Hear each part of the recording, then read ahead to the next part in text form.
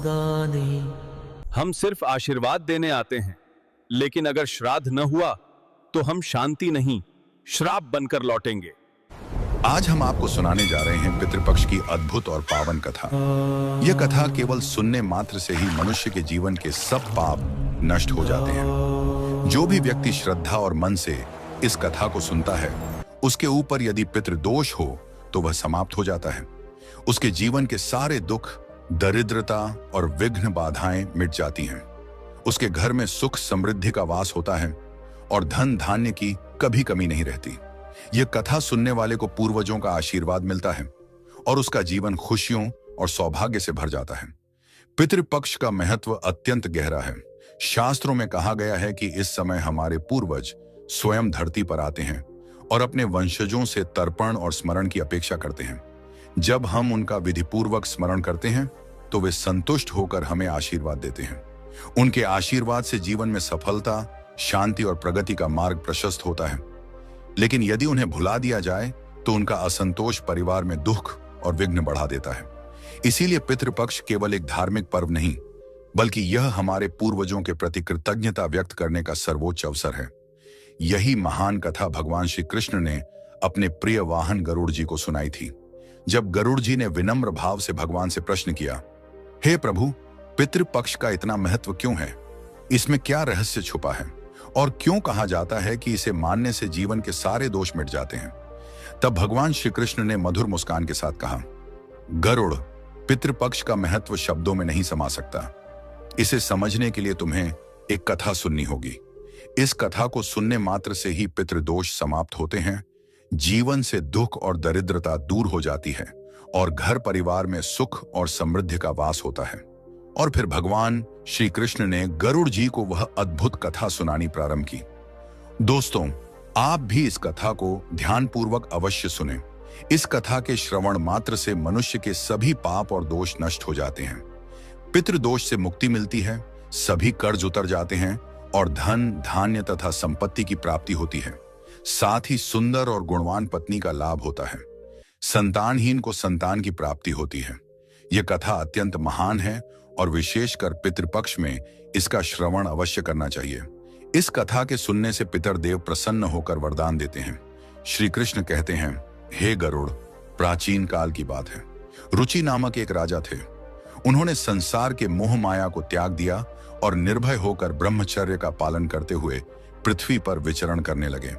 वे संसार की सभी भोग विलास की वस्तुओं को छोड़ चुके थे। उन्होंने घर गृहस्थी से भी नाता तोड़ लिया था। वे केवल एक बार भोजन करते और अधिकतर वन में ही विचरण करते रहते थे। राजा रुचि को ऐसा वैराग्य धारण किए देख उनके पितृगण अत्यंत दुखी हो गए। उन्होंने सोचा, हमारा वंशज यदि इस प्रकार संन्यास ले लेगा तो वंश की वृद्धि कैसे होगी? इससे तो वंश नष्ट हो जाएगा। इस चिंता से व्याकुल होकर उन्होंने निश्चय किया कि वे स्वयं जाकर राजा रुचि से मिलेंगे और उन्हें वैराग्य का त्याग करने के लिए समझाएंगे। एक दिन जब राजा रुचि गहन ध्यान और तपस्या में लीन थे, तभी उनके समस्त पितृगण वहां प्रकट हुए। जब उन्होंने आंखें खोली तो अपने सामने 4 दिव्य आत्माओं को खड़ा देखा। वे आश्चर्यचकित हो गए और प्रणाम करते हुए बोले, हे महान आत्माओं, आप कौन हैं और किस कारण से मेरे दर्शन देने आए हैं? वे दिव्य आत्माएं बोली, वत्स, हम तुम्हारे पूर्वज हैं। तुम्हारे इस वैराग्यपूर्ण आचरण से हम अत्यंत दुखी हैं, इसलिए तुमसे मिलने आए हैं। यह सुनकर राजा रुचि ने विनम्रता से कहा, हे पितृगण, आपके दर्शन से मैं धन्य हो गया, किंतु आप मेरे आचरण से दुखी क्यों हैं? मुझसे कौन सी भूल हो गई है? कृपया विस्तार से बताइए। पितरों ने कहा, वत्स, तुमने विवाह क्यों नहीं किया? विवाह स्वर्ग और मोक्ष प्राप्ति का श्रेष्ठ मार्ग है। गृहस्थ आश्रम के बिना मनुष्य का कल्याण नहीं होता। गृहस्थ में रहकर ही देवताओं, पितरों, ऋषियों और अतिथियों की सेवा की जा सकती है। विवाह और संतान के बिना मनुष्य देवऋण और पितृऋण से मुक्त नहीं हो सकता। संतान उत्पन्न किए बिना स्वर्ग की प्राप्ति असंभव है। यदि तुमने विवाह नहीं किया तो मृत्यु के बाद तुम्हें नरक मिलेगा और अगले जन्म में भी दुख भोगने पड़ेंगे। राजा रुचि ने उत्तर दिया, हे पितरों, विवाह करना अत्यंत दुखदायी है। इससे पाप बढ़ता है और अंत में अधोगति मिलती है। इसी कारण मैंने विवाह का त्याग किया है। स्त्री के साथ संबंध करने से मुक्ति नहीं मिलती। जो व्यक्ति अविवाहित रहकर विद्या अर्जित करता है और ज्ञान से आत्मा को शुद्ध करता है, वही श्रेष्ठ है। इसीलिए मैंने ब्रह्मचर्य का मार्ग चुना है। यह सुनकर पितरों ने कहा, वत्स, तुम्हारी बात उचित है कि इंद्रियों को वश में रखकर आत्मा को ज्ञान से निर्मल करना चाहिए, किंतु यह कल्याण का पूर्ण मार्ग नहीं है। यज्ञ, तप और दान के द्वारा अमंगल दूर होते हैं। जो शुभ और अशुभ कर्म फल की इच्छा रहित होकर किए जाते हैं, वे बंधन का कारण नहीं बनते। पूर्व कर्म का क्षय केवल भोग से ही होता है। पूर्व जन्म का जो पुण्य कर्म है, वह सुख दुख का भोग करने से निरंतर क्षीण होता रहता है।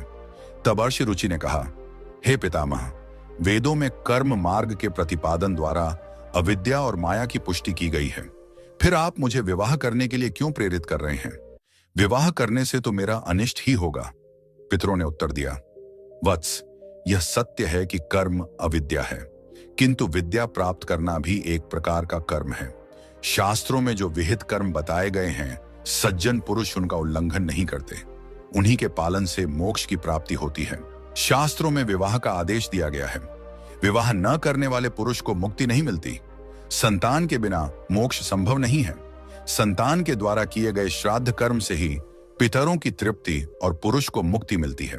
इसलिए हे पुत्र, तुम विधि पूर्वक विवाह करो।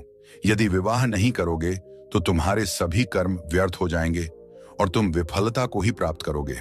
हमारे वंश के नष्ट होने पर हम पितरों की आत्माएं भी अतृप्त रह जाएंगी। पितरों ने आगे कहा, वत्स, विवाह करके संतान उत्पन्न करने से ही तुम अपने पितरों को संतुष्ट कर सकोगे। श्री कृष्ण कहते हैं, हे गरुड़। पितरों के ऐसे वचन सुनकर श्री रुचि को बड़ी ग्लानि हुई और उन्होंने विवाह करने का निश्चय किया। तब उन्होंने अपने पितरों से कहा, हे पितृगण, अब मैं वृद्ध हो गया हूं, मुझे कौन अपनी कन्या देगा? वैसे भी वृद्धावस्था में विवाह करना अत्यंत कठिन है। पितरों ने कहा, हे वत्स, यदि तुमने हमारे वचनों का पालन नहीं किया तो हम पितरों का पतन हो जाएगा और तुम्हारी भी अधोगति होगी। इतना कहकर वे अदृश्य हो गए। श्री कृष्ण कहते हैं, हे गरुड़। पितरों की बातें सुनकर और श्री रुचि अत्यधिक व्याकुल हो उठे।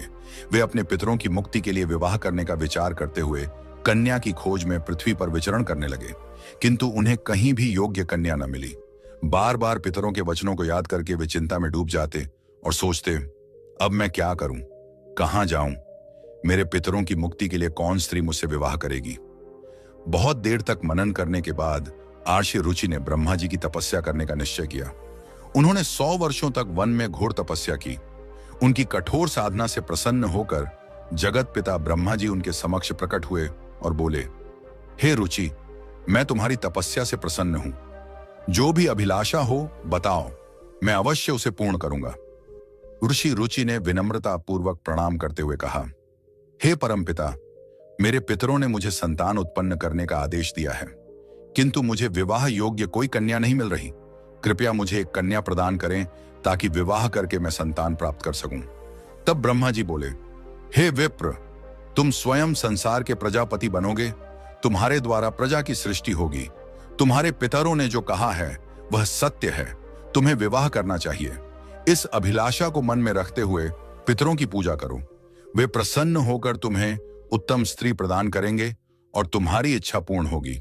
इतना कहकर ब्रह्मा जी अंतर्ध्यान हो गए। ब्रह्मा जी के वचन सुनकर आर्षि रुचि ने निश्चय किया कि वे पुनः अपने पितरों को प्रसन्न करेंगे। वे एक नदी के तट पर पहुंचे और एकांत में बैठकर अपने पितरों का तर्पण किया। तर्पण के बाद एकाग्र चित्त होकर वे भक्ति पूर्वक पितरों की स्तुति करने लगे। श्री कृष्ण कहते हैं, हे गरुड़, आर्षि रुचि ने जो स्तुति अपने पितरों के लिए की, उसे प्रत्येक मनुष्य को ध्यान पूर्वक सुनना चाहिए। यह स्तुति सब पापों और दोषों को नष्ट करने वाली है। जो इसे केवल एक बार भी सुन ले, उसके अनेक पाप नष्ट हो जाते हैं और उसे पितरों का आशीर्वाद प्राप्त होता है। इसीलिए हे गरुड़, तुम भी इसे ध्यान से सुनो, तभी इस कथा के श्रवण का फल तुम्हें मिलेगा। आर्षि रुचि स्तुति करने लगे। जो अधिदेवता के रूप में विद्यमान रहते हैं और जो श्राद्ध के अवसर पर देवताओं से स्वधा द्वारा तृप्त किए जाते हैं, उन सभी पितृगणों को मैं प्रणाम करता हूं। स्वर्ग में अवस्थित महर्षि गण भक्ति और मुक्ति की इच्छा से मानसिक श्राद्ध द्वारा जिन पितरों को तृप्त करते हैं, उन सभी पितरों को भी मैं प्रणाम करता हूं। अग्निस्वात, वर्षद, आज्ञा और सोमपति गण इस श्राद्ध में मेरे द्वारा तृप्त होकर संतुष्ट हों। अग्निस्वात पितर मेरी पूर्व दिशा की, वर्षद पितर दक्षिण दिशा की, आज्ञ पितर पश्चिम दिशा की और सोमपति पितर उत्तर दिशा की रक्षा करें। ये सभी पितृगण भूत, प्रेत, पिशाच और असुरों के कारण उत्पन्न दोषों से सदा हमारी रक्षा करें।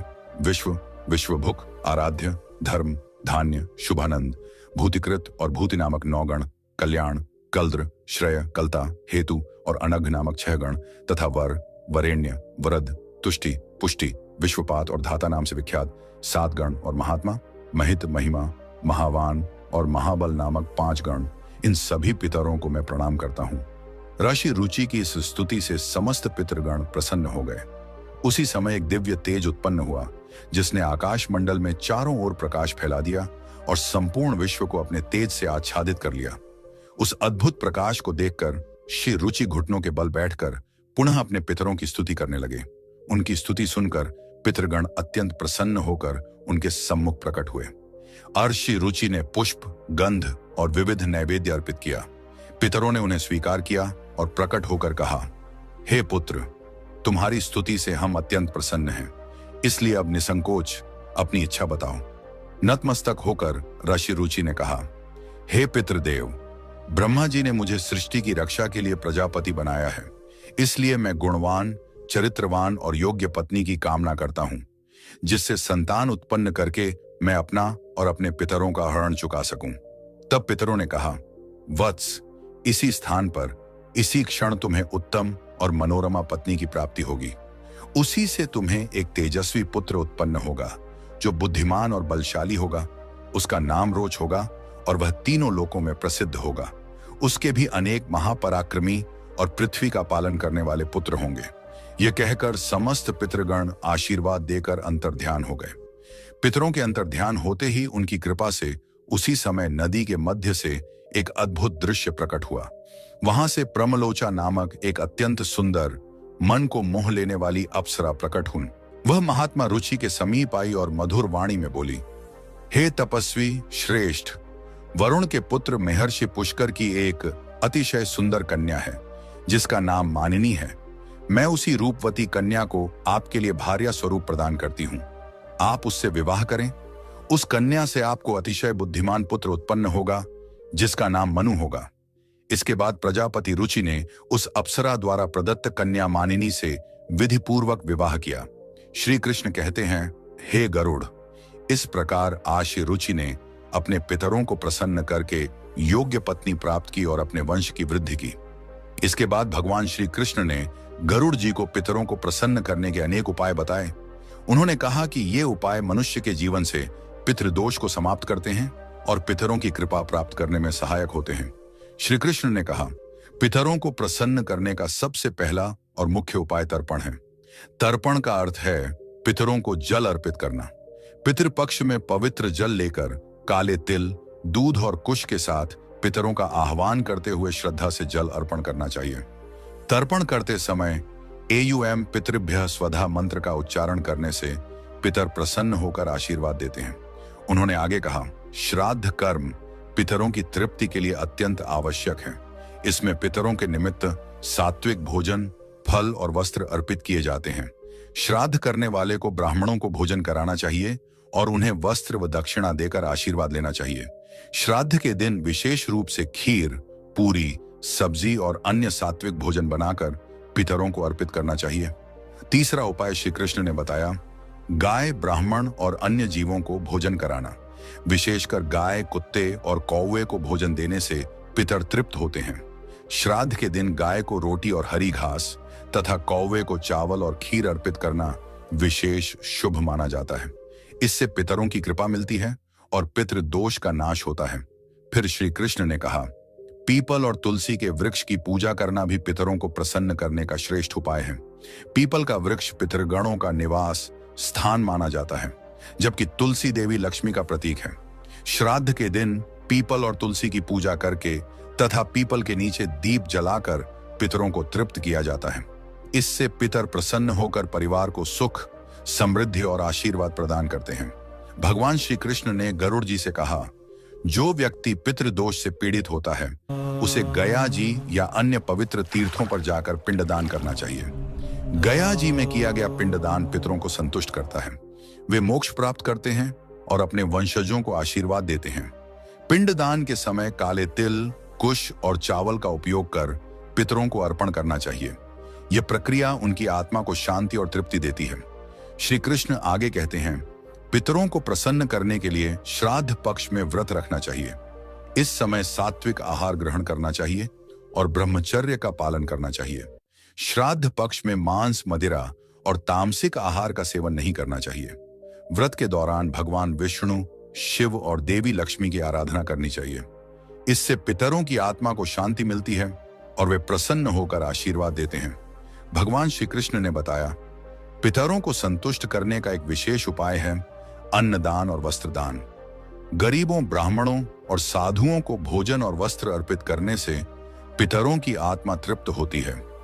श्राद्ध पक्ष में किया गया यह दान मनुष्य को अपार पुण्य देता है और पितृ दोष से मुक्ति दिलाता है। पितरों की कृपा से परिवार में सुख समृद्धि बनी रहती है। उन्होंने कहा, पवित्र नदियों, विशेषकर गंगा में स्नान करके पितरों के लिए जल अर्पित करना अत्यंत शुभ माना जाता है। गंगा जल पितरों की तृप्ति का सर्वोत्तम माध्यम है। इससे पितृ दोष समाप्त होता है और व्यक्ति के पाप धुल जाते हैं। गंगा स्नान से पितरों की आत्मा को शांति मिलती है और वे प्रसन्न होकर वंशजों को आशीर्वाद देते हैं। श्री कृष्ण ने यह भी बताया, पितरों को प्रसन्न करने के लिए सत्संग में सम्मिलित होना और पवित्र ग्रंथों का पाठ करना चाहिए। विशेष रूप से भगवत गीता का 11वां अध्याय पढ़ना अत्यंत लाभकारी है। इसके पाठ से पितरों की आत्मा को शांति मिलती है और वंशजों पर उनकी कृपा बनी रहती है। भगवान श्री कृष्ण ने अंत में कहा, जो भी व्यक्ति इन उपायों को श्रद्धा और विश्वास के साथ करता है, उसे जीवन में सभी प्रकार के सुख और समृद्धि प्राप्त होते हैं। पितृदोष से मुक्ति मिलती है और परिवार में शांति बनी रहती है। हे गरुड़, जो इन उपायों का पालन करता है, उसके पितर सदैव प्रसन्न रहते हैं। तो दोस्तों, इस प्रकार गरुड़ पुराण में पितृपक्ष की कथा और पितरों को प्रसन्न करने के उपायों का विस्तार से वर्णन मिलता है। यह कथा हमें सिखाती है कि पितरों की सेवा और तर्पण करना हर मनुष्य का परम कर्तव्य है। दोस्तों, उम्मीद है आपको यह कथा और जानकारी पसंद आई होगी। अगर अच्छी लगी हो तो इसे लाइक करें, परिवार और दोस्तों के साथ शेयर करें और ऐसी ही आध्यात्मिक जानकारियां पाने के लिए हमारे चैनल को सब्सक्राइब करना न भूलें। आपका धन्यवाद।